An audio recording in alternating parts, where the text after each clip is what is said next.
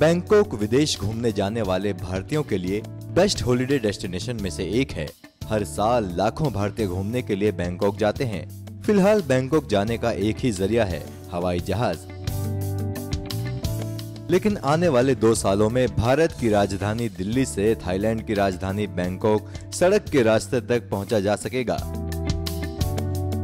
केंद्र सरकार कई साल पहले शुरू की गई साउथ एशियन सब रीजनल इकोनॉमी कोऑपरेशन यानी SASEC योजना को दोबारा तेज रफ्तार देने जा रही है।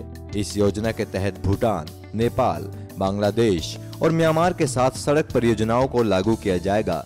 इसी के तहत कैबिनेट ने मणिपुर के इम्फाल मोरहे को जोड़ने के लिए 1630 करोड़ रुपए दिए हैं। मोरहे मणिपुर और म्यांमार बॉर्डर पर एक कस्बा है और मणिपुर में मौजूद ये हाईवे 65 किलोमीटर लंबा है। सड़क परिवहन व राजमार्ग मंत्री नितिन गडकरी ने कहा कि मणिपुर की राजधानी इम्फाल को मोरहे से जोड़ने वाले राष्ट्रीय राजमार्ग को 2 साल में 4 लेन में बदल दिया जाएगा।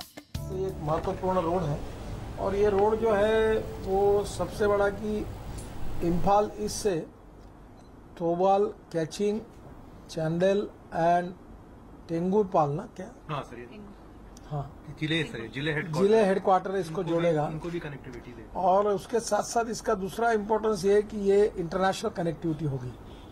आपको मालूम होगा बीच में हमने कार रेस की शुरू की थी जो इसी रोड से आई थी। बाद में उसका भुवनेश्वर से शुरू हुई थी और बाद में कलकत्ता में उसका समारोह हुआ था। तो ये रोड बनना ये हमारे इंटरनेशनल ट्रेड और बिजनेस के लिए बहुत उपयोगी है और सुरक्षा के लिए भी उपयोगी है। इसके साथ साथ ये रोड के कारण नॉर्थ ईस्ट के विकास के लिए एक नई दिशा मिलेगी और मुझे लगता है कि ये बैकवर्ड एरिया है, यहाँ रोड नेटवर्क बहुत पुअर है और ये हमारी सरकार ने नॉर्थ ईस्ट को विशेष रूप से ये दी हुई बहुत बड़ी एक भेंट है। और मुझे लगता है कि इसके कारण म्यांमार के साथ, बैंकॉक के साथ हमारा जाने की जैसी सुविधा होगी, वैसे ट्रेड और बिजनेस और इंडस्ट्री के लिए भी इसका एक्सपोर्ट इंपोर्ट में फायदा होगा और एक ये यहाँ के एक अंदर एरिया के लिए इसका और उपयोग होगा। दूसरा जो प्रोजेक्ट इसमें टोटल जॉब्स जो है इस काम में Imphal to Moreh in Manipur total employment approximately 2.67 lakh man days state of Manipur में इसके कारण जनरेट होंगे। और इसके साथ साथ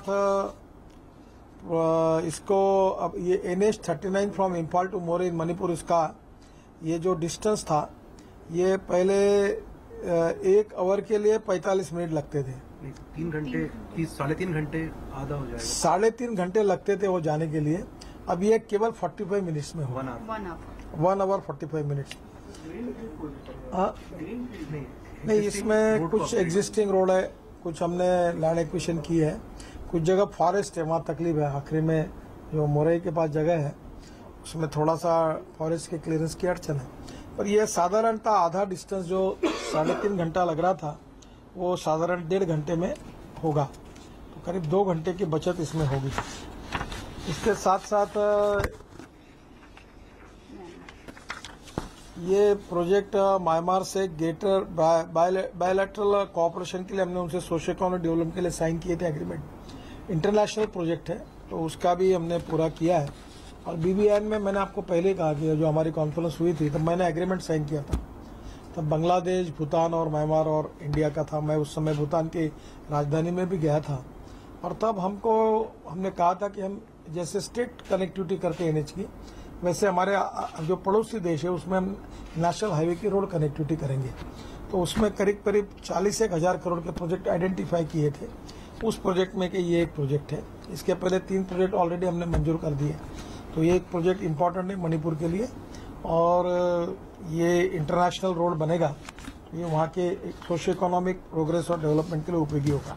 ये नेशनल हाईवे बनने के बाद इंडियन टूरिस्ट फ्यूचर में दिल्ली से अपनी गाड़ी से पहले म्यांमार स्थित मोरहे में दाखिल होंगे। इसके बाद वो म्यांमार होते हुए मलेशिया और थाईलैंड की राजधानी बैंकॉक तक का सफर तय कर सकेंगे।